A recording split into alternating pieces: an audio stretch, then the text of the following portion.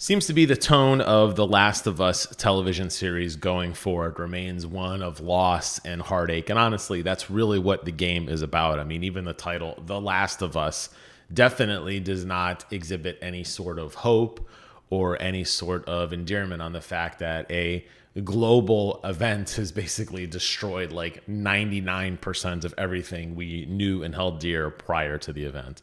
So the show already has its bleak, dark moments going into it. And if you're like me and a fan of the game and have played the game, you know loosely what is coming. But the show continues to deviate, and I think in a very positive way. And that's something that I'm really, really happy about, because I was worried it was going to kind of mirror the television show. The television show is going to mirror the video game, rather. Shot for shot, scene for scene, line for line. And The Last of Us is a pretty meaty game. I think you could pull a lot of that off. Now, there are those video game-isms, like we're not going to see characters scavenging for like just 3 or 4 materials throughout the entire game.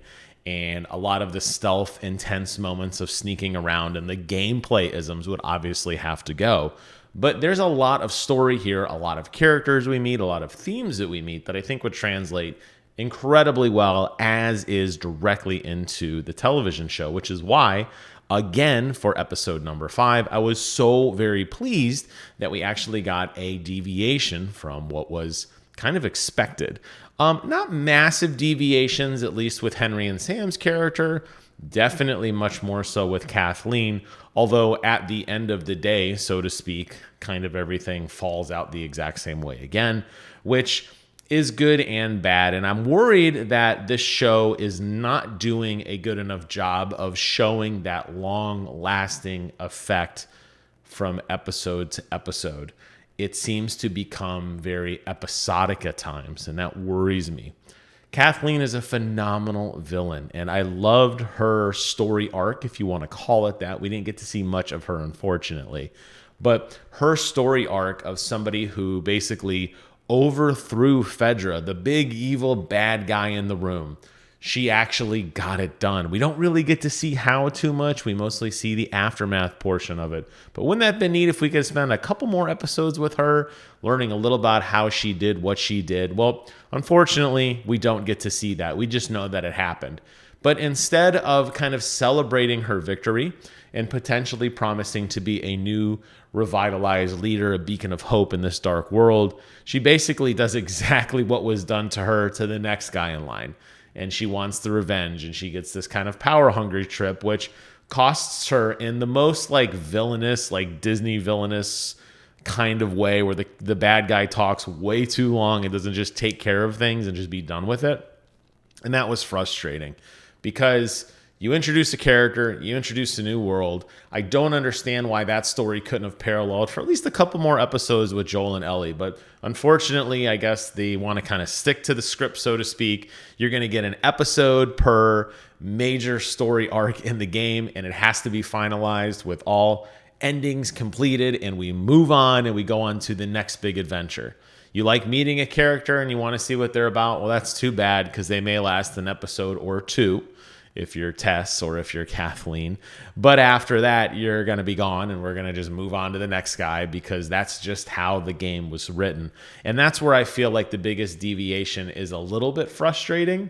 If you're going to own the deviations, own the deviations. Make it a story that adapts well to television. I'm seeing a lot of critical review on this game from other gaming journalists, and everybody is in love with it. And I'm going to admit I'm in love with it too. But I am using my knowledge of the game to kind of fill in some of the, I don't want to say inconsistencies, but kind of the shortcomings of the television show, because I know ultimately what the payoff is. So all these parallels they're drawing of, are you willing to put basically, everybody's good being over your own? Or are you willing to kind of sacrifice everything for one person?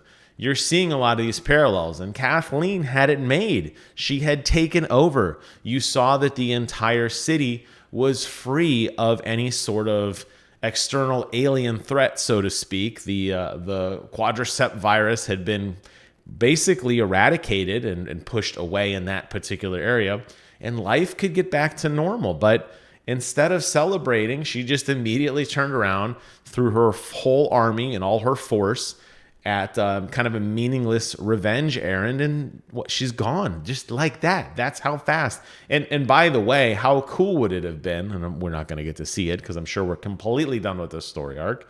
How cool would it have been to see the hordes of the zombies essentially running through a defenseless Kansas City? That would have been a phenomenal scene to see. Probably won't get to see it. As Joel and Ellie walk off into the sunset, they are going to probably leave Kansas City and everything related to it behind. And that is frustrating.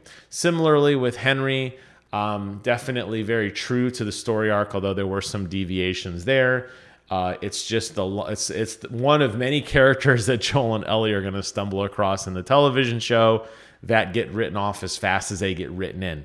And it will be interesting to see if the television show does kind of show the characters hardening or changing over time.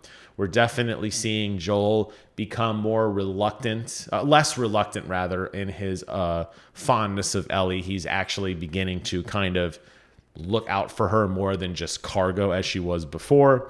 And you're starting to see that transition. Just look at the way he talks to her or about her in this episode, vice the way he treated her in the first episode, and you'll see the stark contrast already.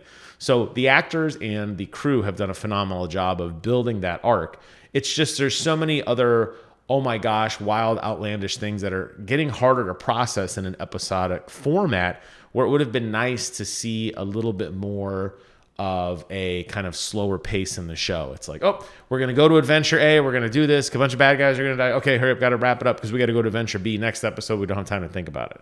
And it's like, oh, whoa. So I'm curious to see where this show goes.